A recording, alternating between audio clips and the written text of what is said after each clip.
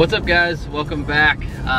So today I just drove through LA and through Malibu. I always like going through Malibu and kind of taking the canyon roads when I go up to Newbury Park where my shop is. It's a lot more fun, it's a lot more entertaining drive. I like to cruise the canyons on the way out here, and I used to spend a lot of time in Malibu when I was like growing up riding BMX. There used to be a cool skate park down there and a lot of like random street spots that I would ride out there, so kind of a little trip through memory lane. And also, right now I'm driving down Canyon Road, and I'm gonna go through Mulholland Canyon, or as some people know as the Snake, I guess you want to call it.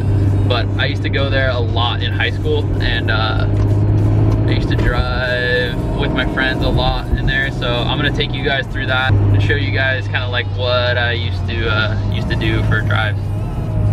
Okay, so I just turned on Mulholland. I'm gonna stop at the lookout and take a couple pictures, and then I'm gonna throw a GoPro on my car to grab some footage going down. I'll kind of show you guys. I'm not gonna go super fast because there's a lot of cops on this road. It used to be less populated when I was in high school, but obviously over the years, I mean, this is a pretty old historic road, but over the years it's gotten a lot more populated, and I gotta be careful and not get a ticket and not hit any street bikers like this guy.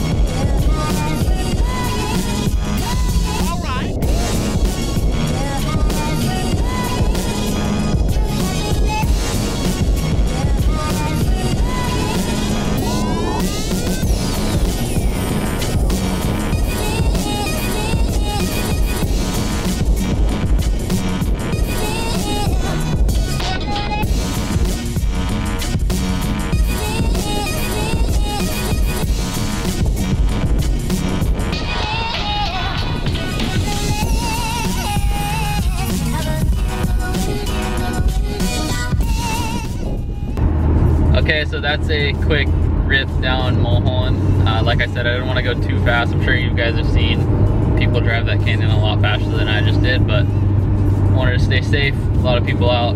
Like I said before, it's really populated now. Kind of like, I don't know, it's kind of blown out. Like so many people, I mean, I know a lot of people have always known about that canyon, but I feel like now more than ever there's so many people there. But maybe that's just because I'm getting a little more safe in my old age.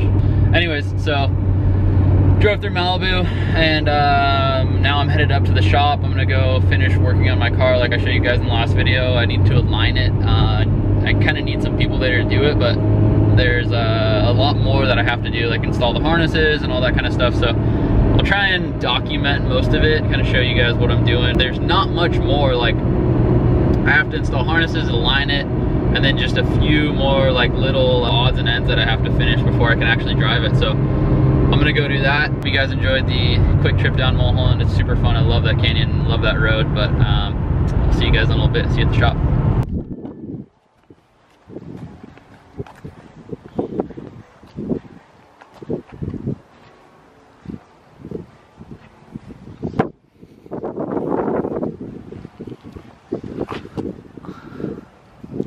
you got going on here? If you ever think to yourself, I want to learn how to do fiberglass so I can fix my own body kits, don't. Just don't do it. Don't do it because it's a never-ending rabbit hole of just inevitable heartbreak and sadness. Especially because now that I know that I can do it, every time something happens, I want to fix it. Yeah. Instead of waiting until it's completely destroyed. Oh, I see what you mean with the holes. Yeah, so if I can get it on both sides, it should keep it from splitting. We'll see. Well, good luck. Okay, so we don't have any extra hands here at the shop today because Jesse, as you can probably hear back there, is doing his fiberglass work. So I'll give you guys updated on that. I'm just been kind of working on my car a little bit. Here, I'll show you guys. We did a little install on my head unit. It doesn't have power yet because I keep like flipping a fuse, keeps breaking, so I don't know, but you can see I got my head unit installed. Looks a little more street style. I did get a different shifter because my other one was a little too long, but you can see the interior looks pretty clean right now. I'm pretty stoked on this. So now, since he is over there fiberglassing, I am going to install my harnesses, and this thing already came with eyelets down here, but I gotta install them on the transmission tunnel side and underneath the seat. But now I'm just measuring. These are like the ones that go over your shoulders, so your shoulders to the harness bar and connect to your lap belt kind of thing. So I got all my harnesses over here, just freshly unboxed them, but just measuring these from the distance from here to these fasteners, and I'm going to install those right now, and then I'll show you guys what it looks like after that. Okay, so I got half of my harnesses in. These are 6-point, and I got 3 of them so far. So did the shoulder belts back to there, pretty simple, and then like I showed before, that eye bolt. This one goes, you know, lap belt. Tighten that when I kind of know fitment. Turned out pretty sweet. And then same thing on the passenger side. I don't really need to show you that because it's literally the same exact thing. But before I do the transmission tunnel stuff, Jesse just left to get a haircut, which I really badly need. And Jacob, my buddy Jacob, is on his way here. He knows how to align cars, so I'm gonna use that to my advantage. So while he's here, I'm gonna see if we can kind of get this thing as well aligned as we possibly can. I don't really know how to do the rear end. I've done the front before, but the rear is kind of a new adventure for me. So since he's gonna come here, knows how to align the rear. I literally just watched him do it the other day, I think on Friday. So have him help me out, and then yeah, we're gonna get to work here in a little bit, and I'll pull out the camera again.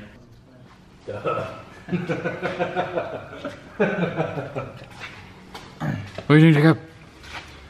Working on this pile of junk, dude. It's jalopy. It's so ugly. That's rude. Just kidding. Say that about. Just kidding, I love it. Oh, setting camber in the rear.